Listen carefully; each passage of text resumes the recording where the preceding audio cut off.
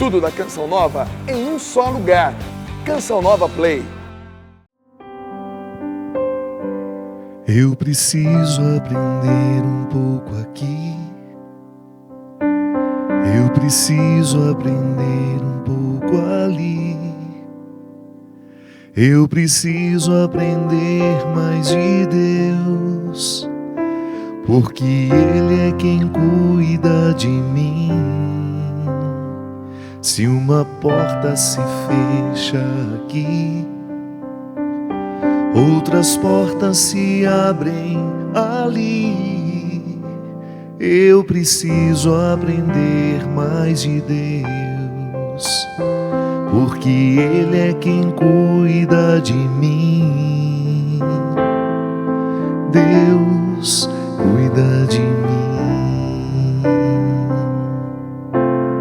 Deus cuida de mim. Na sombra das suas asas, Deus cuida de mim.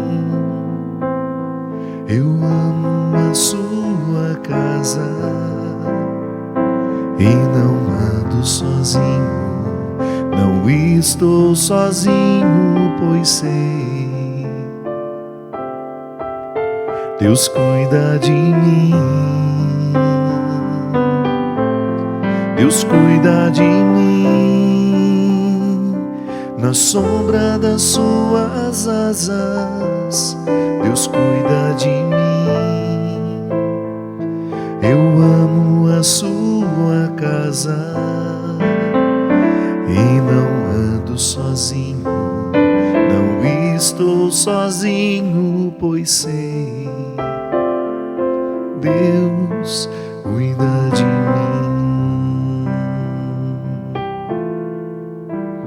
Se na vida não tem direção,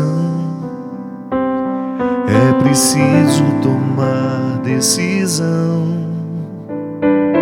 Eu sei que existe alguém que me ama, Ele quer me dar a mão.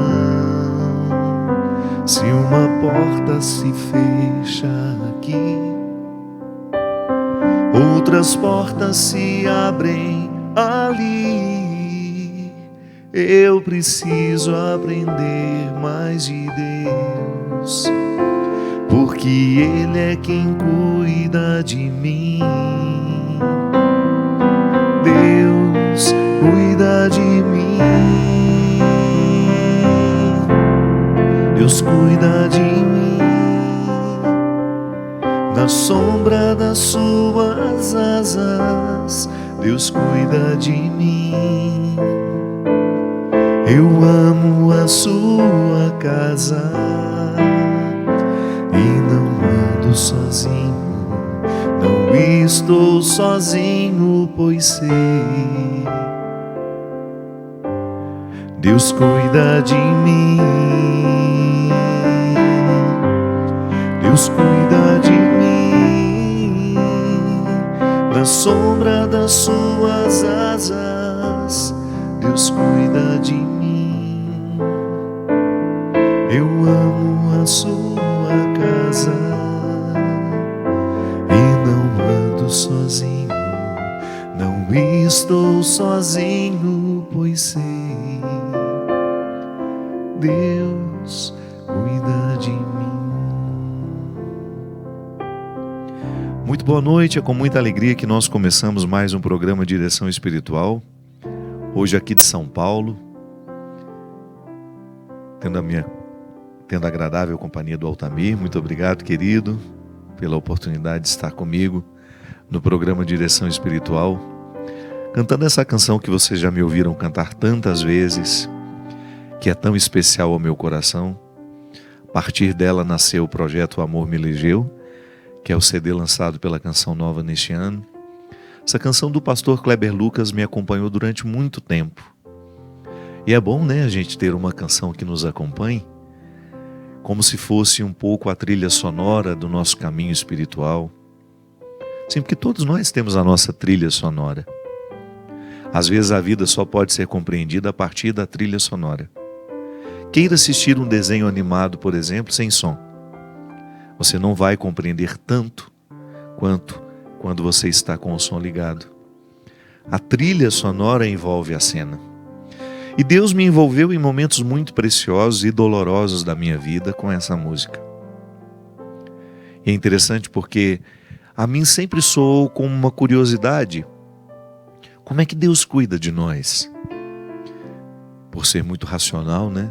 Isso sempre passou pela minha cabeça. Como é que eu posso experimentar na minha vida o cuidado de Deus? Sim, enquanto uma experiência de fé, sim, Deus me protege pelo pensamento, por exemplo.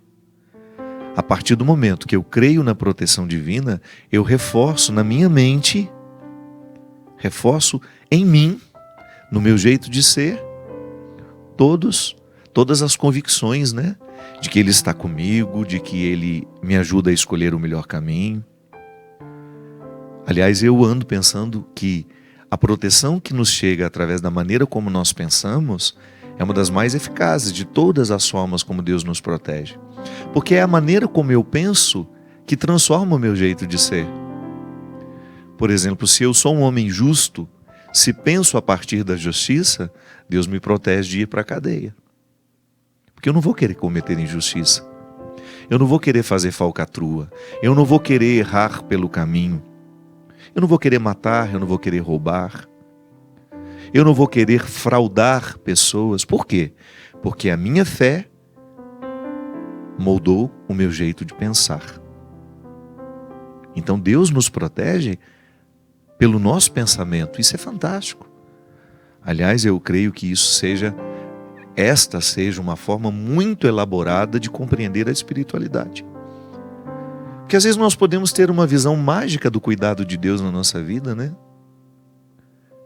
Claro, eu nunca fecho o espaço do sobrenatural. Eu não consigo compreender a maneira sobrenatural como Deus me protege, mesmo porque eu não tenho conhecimento de tudo. Por exemplo, vou pegar um voo, chego lá ansioso para chegar e de repente o voo foi cancelado. Qual é a minha primeira reação? Ficar chateado. E tentar de tudo para resolver aquela situação. Mas quem me garante que era para eu ir naquele voo? Quem sabe Deus me segurou um pouquinho ali porque iria me privar de alguma coisa mais à frente. Eu parei de questionar tudo o que dava errado. Claro, não estou privado de ficar chateado, de ficar aborrecido. Mas na hora que passa aquele ímpeto, eu fico pensando, eu não tenho controle dos fatos. Eu perdi esse voo, mas de repente não era para ir, era para ficar aqui, esperar um pouco mais. Às vezes quando eu vou pegar a estrada, quantas vezes me ocorre esse pensamento? Por que eu saí justamente nesse horário, se eu queria ter saído antes? Às vezes eu penso que Deus tem a sua maneira sobrenatural de nos proteger e nós nunca vamos ter acesso a esse conhecimento. Por quê? Porque é sobrenatural. Sobre o natural. Está além daquilo que eu posso compreender. Está além da minha capacidade de raciocinar. Está além da minha capacidade de sentir. Então tudo bem. Deus tem uma maneira sobrenatural de nos proteger. Mas eu também não me privo de pensar na maneira natural da proteção. Sim. Se Deus me protege de forma sobrenatural, Ele também me protege de forma natural, que são as instâncias humanas, que passam pelas nossas escolhas. Toda vez que eu falo do cuidado de Deus na minha vida, eu não tenho como não me lembrar da minha mãe. E você da sua. Pensar que nós nascemos tão incompletos. Já falei tantas vezes isso aqui no programa. O ser humano, de todas as criaturas, talvez seja o que nasce mais incompleto. Você leva anos, mais anos, até você ter condições de ir buscar o seu próprio alimento. É uma indigência. Você é todo indigente quando nasce. Você nasceu todo indigente.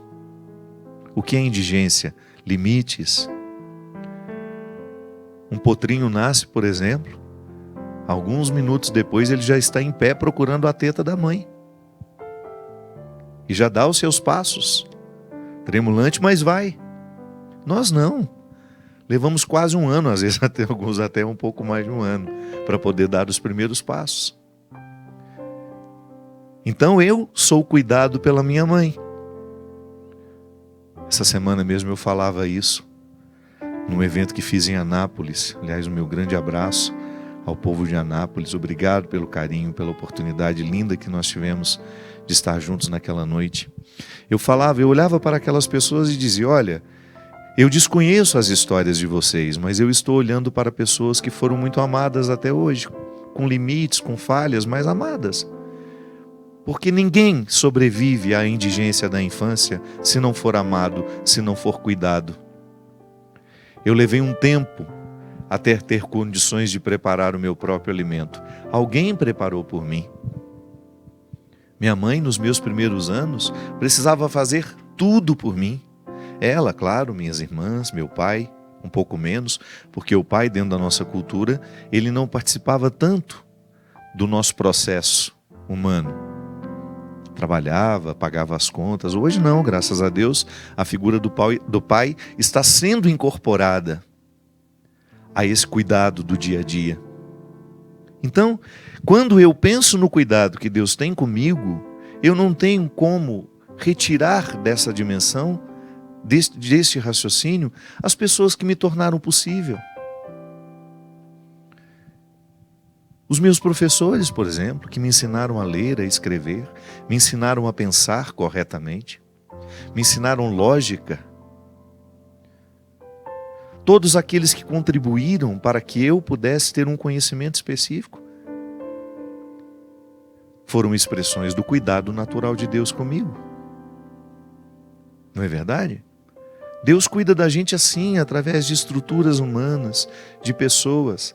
Eu tenho certeza que eu estou falando aqui e você está naturalmente conduzido aos corredores da sua história e encontrando rostos, nomes de pessoas que cuidaram de você. Tia, avó, avô, irmão, primo, prima, amigo. Nós somos o resultado de tantos cuidados. Tantos cuidados. Por isso que eu fico pensando que às vezes a nossa fé em Deus, quando não passa por essa compreensão humana, ela fica muito sem efeitos em nós. A nossa fé precisa ser plantada no chão da história. Nós precisamos olhar para tudo aquilo que a gente viveu e fazer a mesma leitura que o povo de Israel fez da história da salvação. Não é bonito isso? A Sagrada Escritura, por exemplo, é o resultado de uma compreensão humana de um fato sobrenatural. Homens e mulheres viveram aquilo que eles consideraram, pela fé, um cuidado de Deus, uma intervenção divina na história da identidade daquele povo, e nós até hoje olhamos para essa história e fazemos a leitura desse cuidado, aplicando-a à nossa vida. Sim, o povo de Israel faz uma leitura da sua própria história sempre à luz do sagrado. Foi Deus quem nos conduziu até aqui. Foi Deus quem nos retirou do cativeiro da escravidão. Foi Deus quem nos libertou. Foi Deus quem abriu o Mar Vermelho. Então você tem uma série de acontecimentos que para aquele povo representa justamente a intervenção divina do cuidado. E para nós continua, porque nós somos cristãos com raízes judaicas. A história do povo judeu é também a nossa história. O nosso fundador, podemos dizer assim, né? Ele era judeu.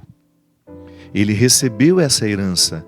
Ele aprendeu com seus pais, com seus professores, a história deste Deus cuidador. E é claro que depois ele a reformula.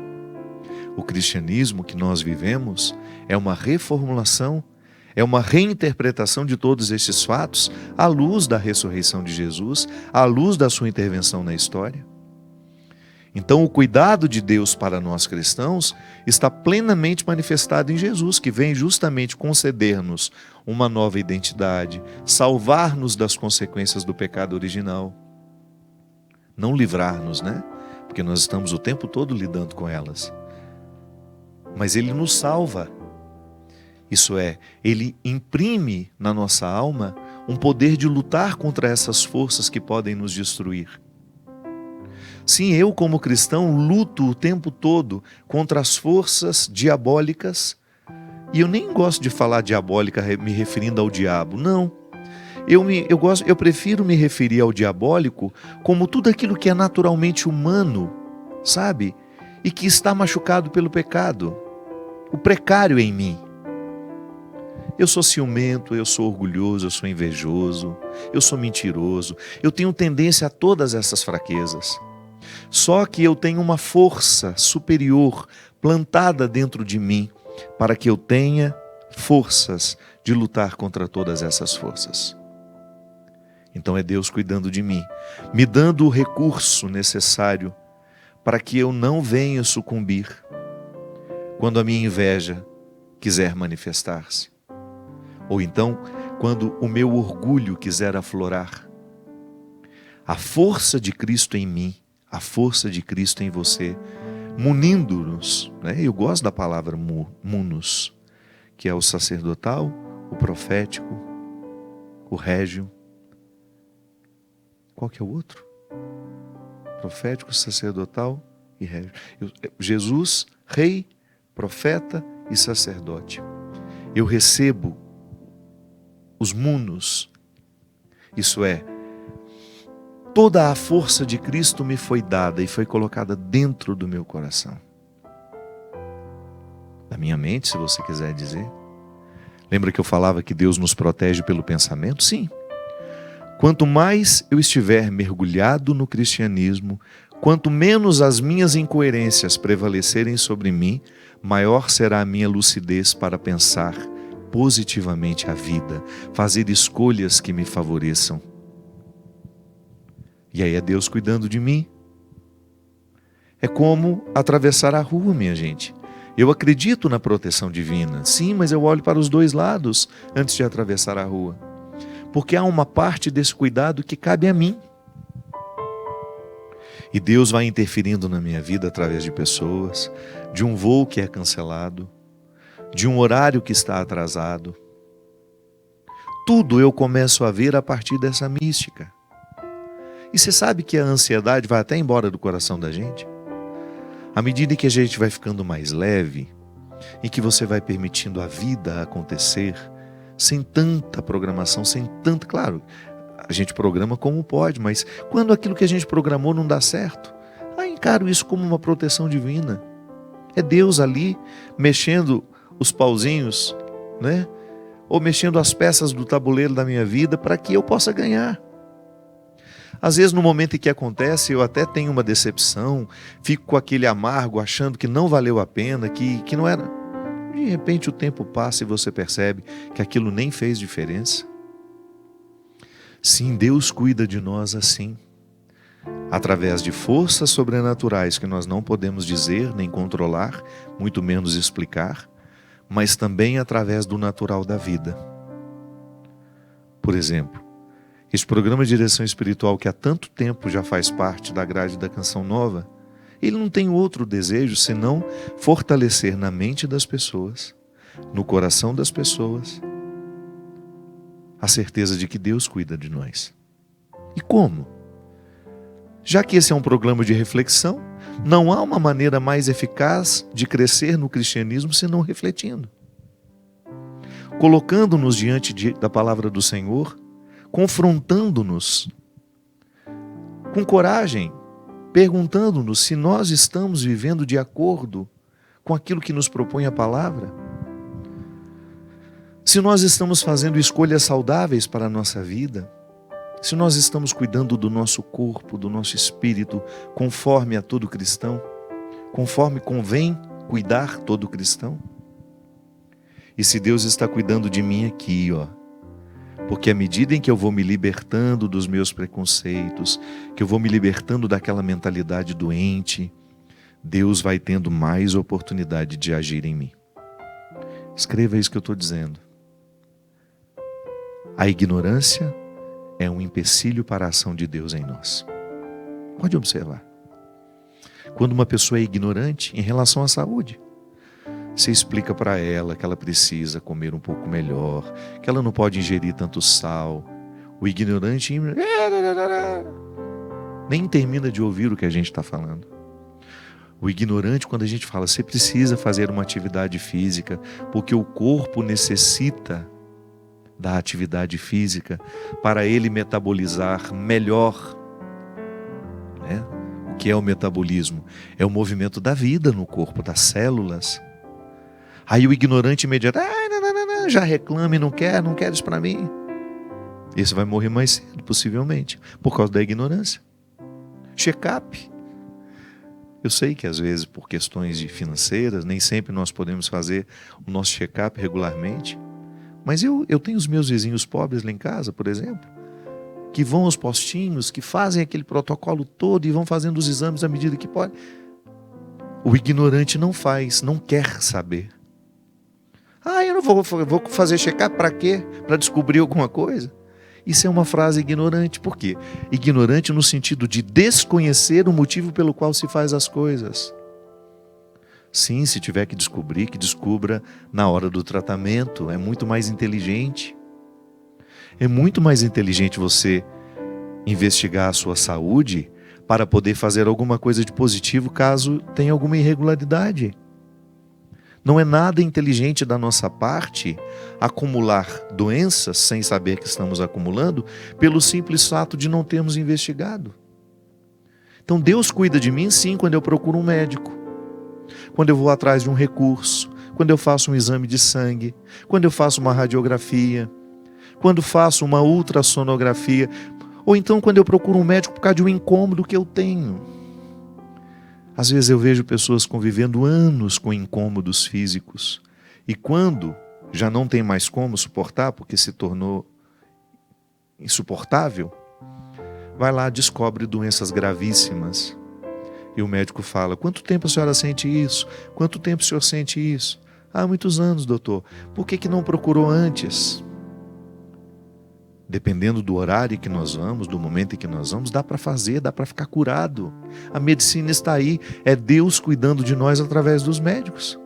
Agora, Deus não vai entrar dentro da sua casa, pôr você dentro do carro, ou dentro da maca, em cima da maca, e levar você para fazer um exame, não vai.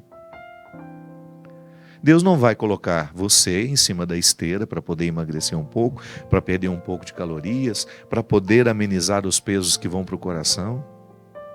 Deus não vai mexer no seu prato, Ele não vai lá mudar a sua alimentação, não. É você que conscientemente tem que fazer isso. Agora, Deus pode mexer no prato do seu filho, porque você é pai e você é mãe, e ensina desde pequeno a comer mais corretamente. Aí sim, Deus vai interferir na vida do filho através do cuidado da mãe. Eu sempre, quando olho para os distúrbios alimentares, eu gosto muito de ver um programa na televisão que chama Quilos Mortais. Vocês já assistiram? Passa no Discovery Health. E tem em outros canais também passa. O programa passa.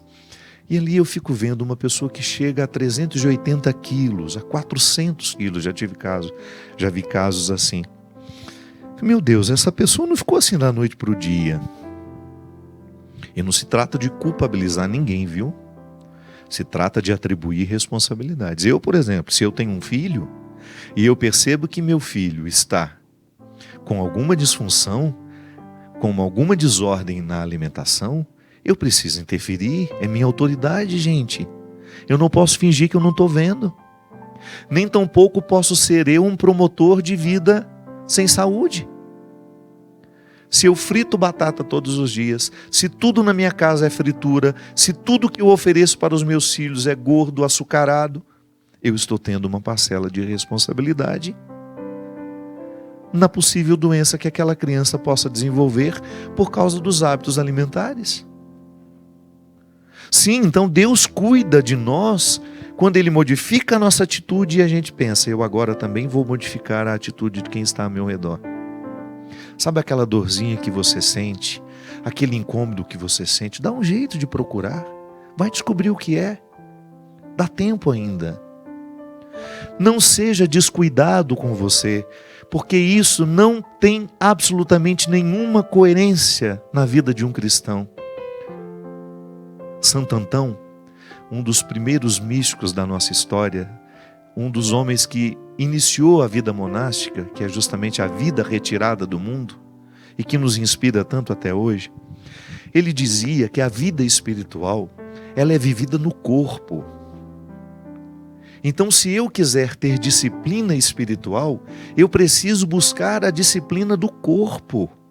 Eu não posso separar, como algumas vezes a gente já viu no discurso religioso por aí, que cuidar do corpo não tem nada a ver com o cuidado da alma, que é vaidade. E às vezes a gente encontra pessoas que desprezam o corpo numa tentativa de valorizar a alma. Isso é absolutamente incoerente, porque é no corpo que eu experimento a alma. É uma unidade. Cuidar bem do corpo, estou cuidando da alma. Quem cuida bem da alma, cuida do corpo e vice-versa. Antão dizia, e por isso a experiência do deserto, que era a experiência da restrição, do despojamento, que quando nós exercitamos o corpo, nós ensinamos a alma as disciplinas. Eu sei que nós temos 1000 desculpas para não fazer uma atividade física, para comer errado. Eu sei que nós temos muitas desculpas, mas nós também temos muitas soluções. Eu levo a minha marmitinha sem vergonha por aí. Nenhum constrangimento em abrir dentro do avião, que só serve comida que não vale para nada. Eu não tenho o menor constrangimento de abrir a minha vasilhinha de inhame com um pedacinho de frango. Não tem nenhum problema. Não é comida chique, não. Pelo contrário. Comida saudável está muito próxima da simplicidade. Deixar de comer tanto pão de manhã. A gente se entope de farinhas de absorção muito rápida, o nosso organismo fica altamente contaminado, tóxico, intoxicado por tanto carboidrato que nós ingerimos, por tanta coisa açucarada que nós comemos. E a gente não entende que isso é um descuido, que reflete na minha espiritualidade.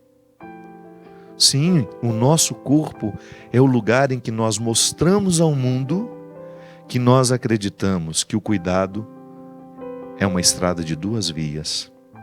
Deus me dá a saúde e eu cuido dela.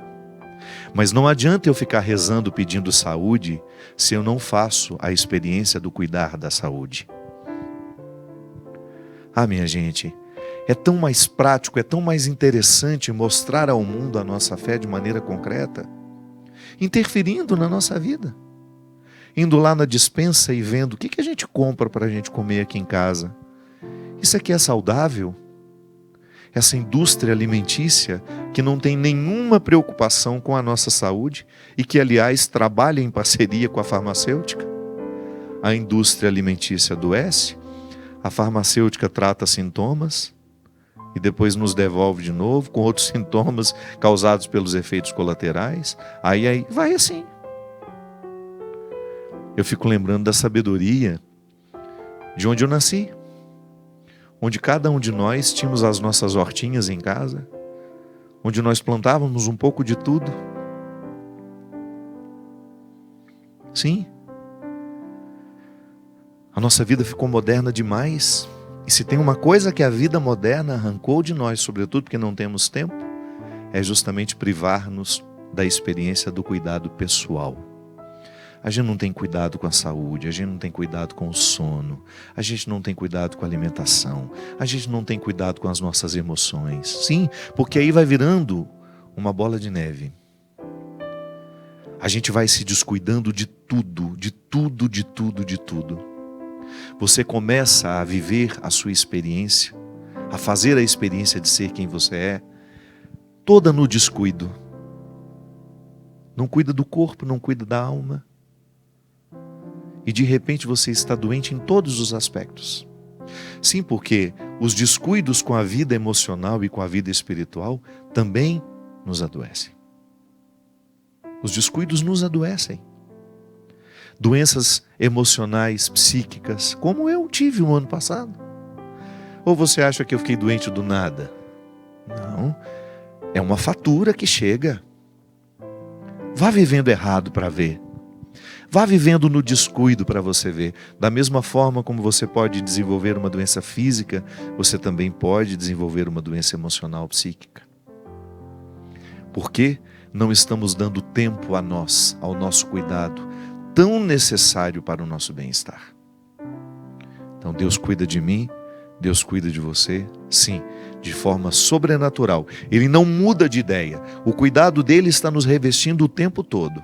Agora fique esperto, fique atento, porque esse cuidado sobrenatural só repercute, só de fato demonstra frutos, produz frutos, quando ele encontra o nosso agir cuidadoso. Nós vamos para um rápido intervalo e a gente volta já já. Estamos de volta com o programa Direção Espiritual. Muito obrigado a você que nos acompanha. Quero agradecer a toda a equipe de São Paulo que hoje nos recebe com tanto carinho. Meu querido diretor Marcelo e minha querida Bia, que vieram comigo hoje também. Estou muito cansado hoje, mas fiz questão, numa passagem por São Paulo, deixar o programa de quarta-feira. Já que hoje, neste momento em que vocês estão me vendo, eu estou num outro compromisso. Mas aqui estamos registrando este momento de encontro. Eu fiquei bom tempo sem peregrinar, foi até uma opção minha mesmo. E agora, em outubro, nós vamos voltar. Então, teremos uma peregrinação muito especial, que vai sair no dia 15 de outubro. Nós vamos fazer 3 países. Nós vamos fazer Portugal, Espanha e França. Nós vamos passar por Lisboa, claro, a capital portuguesa, que tanto tem atraído brasileiros, e com razão, uma cidade muito especial. Teremos momentos de espiritualidade muito especiais em Lisboa. Iremos para Fátima, viver o nosso retiro pessoal ali, né? Cada um a seu modo, claro, com as nossas celebrações. Aliás, todos os dias da nossa peregrinação nós temos celebração. Uma agradável convivência, procurando espiritualizar tudo aquilo que a gente faz, porque é o grande objetivo da peregrinação.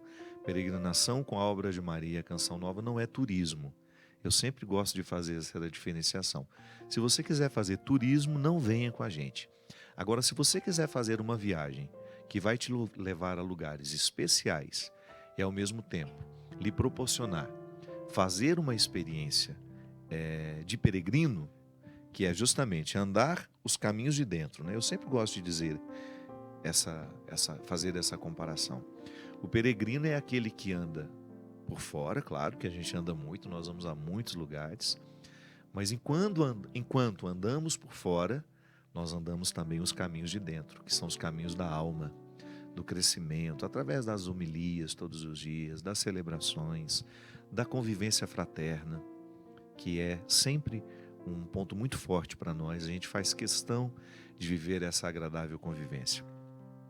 Então nós sairemos no dia 15 de outubro, dá tempo de você se programar. Se você quiser dar um presente para sua mãe, presente especial. Outro dia, falando com um amigo meu, ele me ligou, Rodolfo, falou: padre, eu queria muito dar isso de presente para minha mãe, queria fazer essa viagem com ela. E aí eu falei para ele, né, do roteiro, e ele falou assim: olha, nem que eu tenha que comer pão com banana o resto do... Claro, um exagero, né? Mas eu quero realizar os sonhos da minha mãe. Eu acho bonito isso, sabe? Eu sou filho, e quem me dera eu pudesse levar a dona Ana comigo. Quem me dera, se ela não tivesse as limitações físicas que ela tem hoje, a dona Ana estaria comigo em todas as minhas viagens especiais, porque é o que a gente guarda da vida, né? Às vezes a gente fica lá economizando para isso, economizando para aquilo, e a vida está passando. De repente, enquanto sua mãe tem saúde, tem disposição de ir, tá certo que eu viajo com algumas senhorinhas que já têm muitas limitações e mesmo assim elas não se prendem.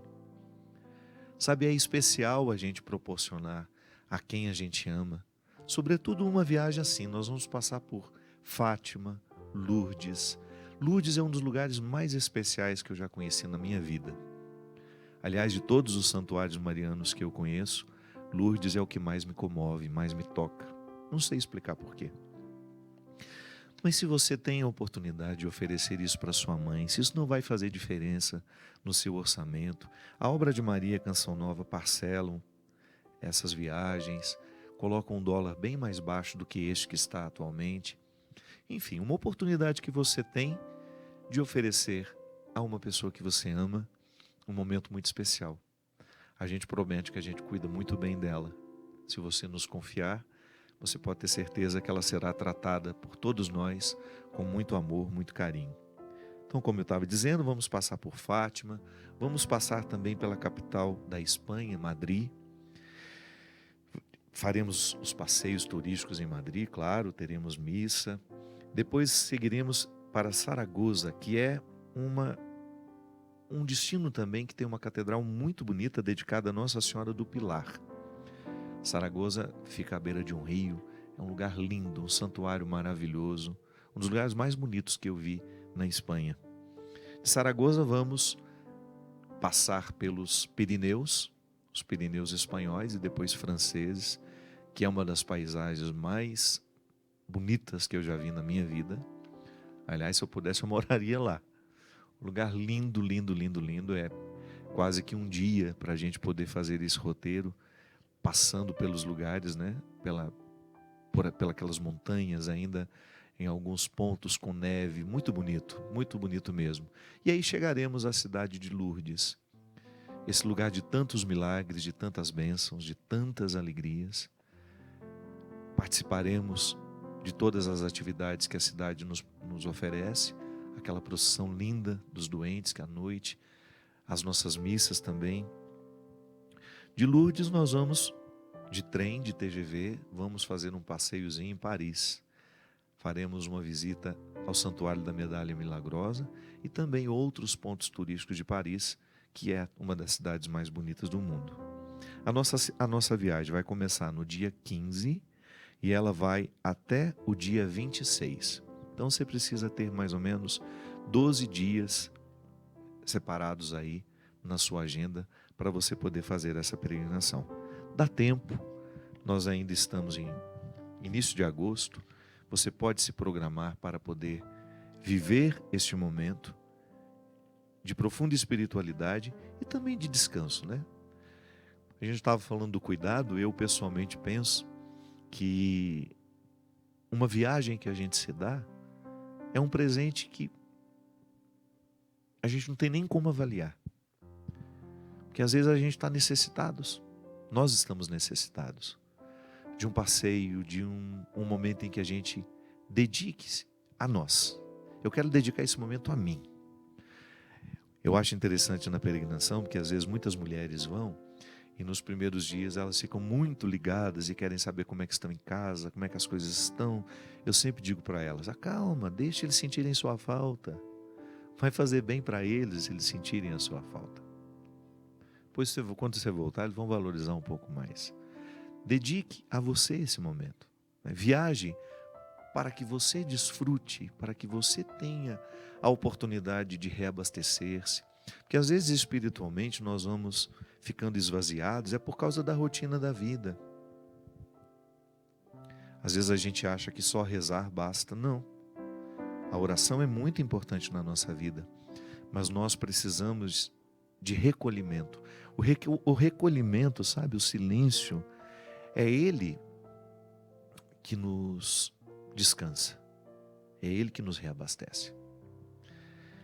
Então vamos, se você puder, vai ser um prazer ter a sua companhia neste tempo de peregrinação. Quero lembrar também que agora no mês de agosto, nós estaremos no próximo sábado, agora dia 4, em João Pessoa, aí no Domus Hall. Vai ser uma festa muito especial. Vai ser um prazer imenso voltar a João Pessoa. Então no próximo sábado, às 21 horas, vocês de João Pessoa e região são meus convidados para essa noite de lançamento do CD O Amor Me Elegeu. Depois, ao longo do mês, vamos ver aqui, eu estarei no dia 11 de agosto na cidade de Fernandópolis, no recinto de exposições Percy Valdir Semeghini, a partir das 21 horas, então, no dia 11 de agosto, na cidade de Fernandópolis. No dia 16 eu volto a Belém, essa cidade tão especial ao meu coração, para um show muito especial às 21 horas, no hangar Centro de Convenções e Feiras da Amazônia. Então, no dia 16 de agosto, é uma quarta-feira, às 21 horas, show em Belém do Pará, também lançamento do CD O Amor Me Elegeu. No dia 18, em Ubajara, Ceará, lá no Castelo Clube, às 21 horas também. Ubajara, Castelo Clube, aí no Ceará. Depois, no dia 26 de agosto, em Taboão da Serra, na Arena Multiuso, às 19 horas. Tem um e-mail aqui de uma pessoa que me escreveu. Eu achei interessante porque é muito comum pessoas viverem este mesmo conflito. Cadê? Aqui. Padre Fábio, estou passando por uma fase pela qual eu não sei decidir sozinha. Venho aqui pedir sua orientação. Como sabemos o momento certo de deixar a pessoa que amamos ir embora? Reconhecer que o relacionamento passou e que já não é melhor continuar. Apesar do amor ainda existir, mas não existir mais felicidade. Minha filha, eu não sei de que relacionamento você se refere. O casamento, eu acho que sempre vale a pena lutar por ele, a não ser que existam agressões, que já não exista mais dignidade. Eu sempre achei que a relação do matrimônio, ela deixa de ser sagrada no momento em que você tem o desrespeito verbal, o desrespeito físico. E eu não fico aconselhando casais para se separarem, não. É que às vezes o casamento nem aconteceu. Tamanho o descontrole daquilo que ali eles chamam de casamento. Eu não sei aqui se você está falando de um namoro, se você está falando de um noivado. O que a gente precisa ficar atento é perceber se o amor ainda existe. Porque o amor também não é fruto do acaso. Ele é fruto do empenho, da dedicação. Igual no casamento. Como é que um casamento pode dar certo? E eu admiro e louvo a Deus toda vez que eu encontro um matrimônio de verdade, que prevaleceu no tempo. Ali, sem dúvida, o amor foi renovado. Passou pelas fases, né? O amor tem fases. E ali uma comunhão entre as partes. O grande problema é que às vezes nós vemos casamentos, pretensos casamentos, em que somente uma das partes se casou. É muito comum encontrar famílias em que somente uma das partes se casou. Somente na cabeça de um dos cônjuges existe o sacramento. O outro nunca teve respeito, nunca respeitou aquilo que prometeu no altar. Então, a hipocrisia prevalece muito às vezes. Quando é que a gente tem que chegar à conclusão de que não dá mais para insistir? Quando você percebe que está ferindo a sua dignidade. Porque se tem alguma coisa que nessa vida nós não podemos permitir, é que um relacionamento venha retirar de nós o que é divino, o que é sagrado. Isso é sério. Porque eu não posso ter nem mesmo uma amizade. Não é justo, com o que Deus deixou em mim, eu alimentar amigos que desrespeitem o sagrado que me habita. O que dirá um relacionamento dentro de casa. Faz parte do exercício da conversão, né? Mesmo porque o casamento só pode ser reconstruído assim, quando as partes, de fato, interpretam a convivência como uma feliz oportunidade de promover no outro o que Deus quer que aconteça. Então, como é que eu posso estar casado com alguém que não me enxerga, pelo menos de uma forma parecida como Deus me enxerga? Quantas vezes a pessoa é um objeto da outra? Isso não é casamento. Pode até ter casado lá na igreja, mas não aconteceu dentro dos corações. O sacramento não se fez. Ele não aconteceu no coração dos cônjuges. Tanto é que a igreja é muito sábia em dizer, né? Que às vezes as pessoas ficam equivocadas na linguagem e isso, porque falam erradamente, isso vai se multiplicando, achando que o padre que celebrou meu casamento. Não, o padre não celebrou seu casamento. O padre presidiu a celebração. Quem celebrou foi você e seu marido. Quem celebrou foi você e sua esposa. Mas pode ser que não tenha celebrado, né? Porque se dentro do coração não existiam as disposições necessárias para o vínculo sacramental, foi teatro. Assim como acontece muitos outros teatros pela vida fora. Fique atento a todo e qualquer relacionamento que desrespeite o sagrado que há em você. E quando a gente fala sagrado, dá a impressão que é uma coisa, né, muito sobrenatural. Não, é dignidade. Sempre que você falar o sagrado que me habita, você naturalmente pode pensar a dignidade que está em mim. Dignidade é tudo aquilo que nos dignifica, que nos identifica, que nos retira do fosso comum. Então eu tenho dignidade, eu tenho valores. Eu sou uma pessoa de valor. Então, não é justo eu ter pessoas que me desvalorizem o tempo todo, que me joguem para baixo o tempo todo, que não tenham respeito pela minha história, que não tenha respeito pelas minhas lutas. Não é justo eu alimentar relacionamentos que não estejam de acordo com a vontade de Deus para mim. Sim, porque às vezes, em nome de Deus, nós vamos mantendo relacionamentos que são profundamente diabólicos, inclusive para os nossos filhos. É muito complexo, né? Porque dá a impressão que a gente está motivando a debandada. Não é isso não. É um pensar anterior. Eu não estou falando nem para separar, nem para ficar. Eu estou convidando você a refletir os vínculos que você tem para identificar se esses vínculos são de fato promotores de dignidade. Quantas mulheres se submeteram a maridos violentos uma vida inteira, em nome de religião? Eu escutei que o casamento tem que ser para a vida inteira. Sim, o casamento que nós queremos que seja para a vida inteira é o casamento da promoção do outro.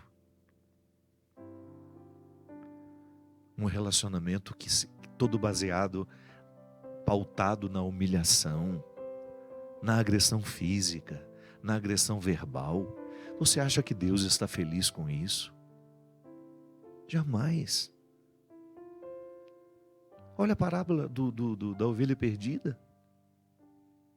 Aquilo ali é a expressão de puro amor, de um Deus que vai atrás daquele que está perdido. E traz, olha, você não está cuidando bem dela, não, eu vim aqui buscá-la de volta. É o que meu pai faria. É o que o seu pai faria se visse uma filha dentro de um relacionamento ou um filho dentro de um relacionamento que está sendo destrutivo para ele. Minha gente, é complicado. A resposta não é tão simples assim como parece. E é até perigoso ficar refletindo isso na televisão, porque daqui a pouco nos acusam de que nós estamos dizendo que tem que separar. Não. Nós temos que refletir. E muito. Uma reflexão que tem que passar pela família, inclusive. Tem um pai agressor em casa?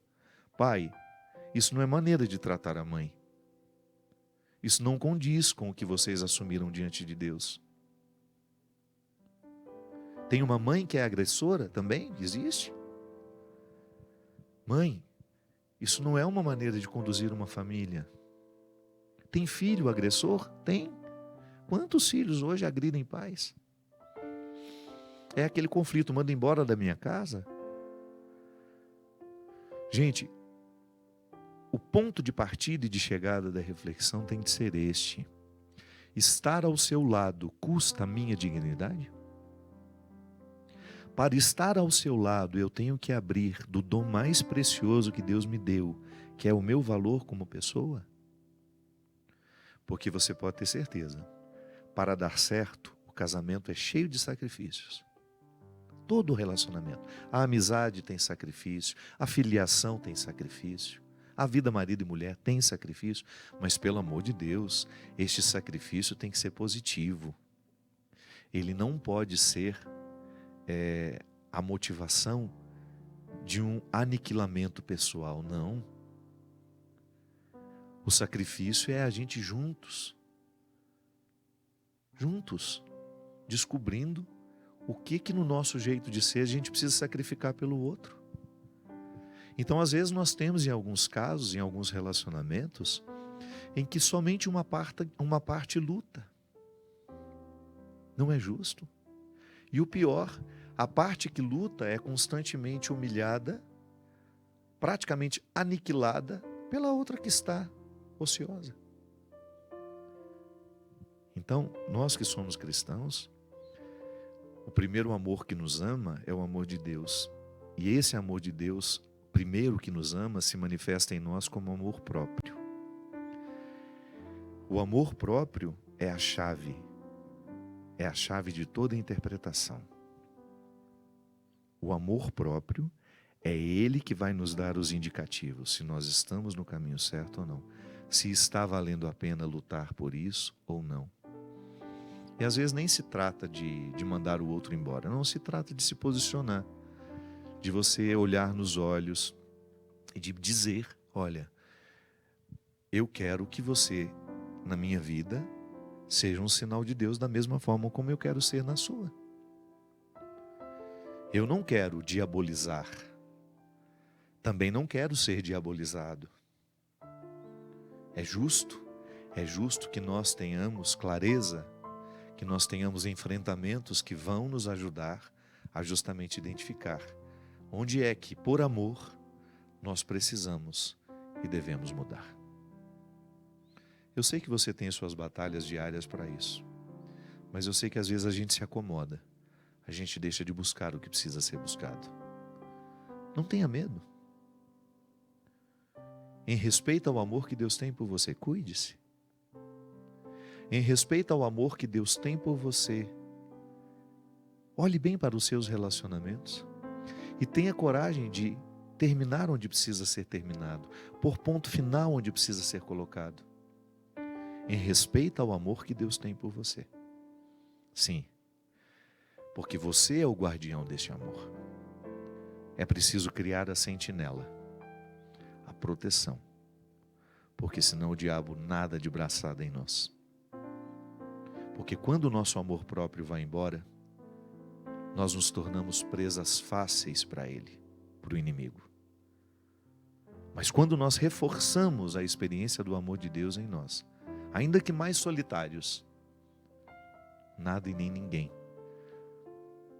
poderá atentar contra o sagrado que nos habita. Muito obrigado pela sua companhia. Que Deus abençoe a todos. Até a próxima quarta-feira, se Deus quiser. Derrame sobre nós a bênção e a proteção do céu, do Deus que é Pai, Filho e Espírito Santo. Amém.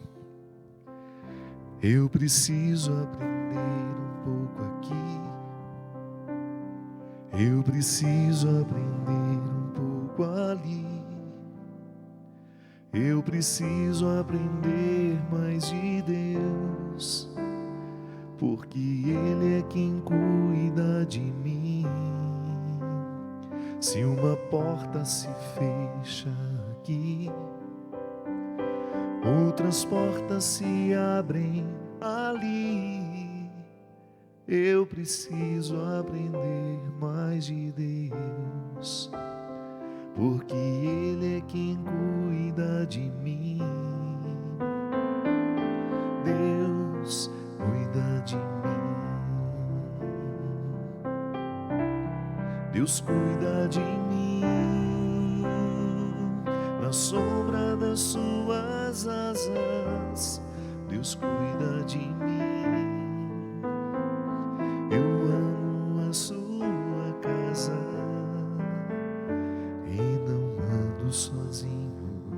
Não estou sozinho, pois sei. Deus cuida de mim. Deus cuida de mim, na sombra das suas asas, Deus cuida de mim. Eu amo a sua casa e não ando sozinho, não estou sozinho, pois sei, Deus cuida de mim. Tudo da Canção Nova em um só lugar. Canção Nova Play.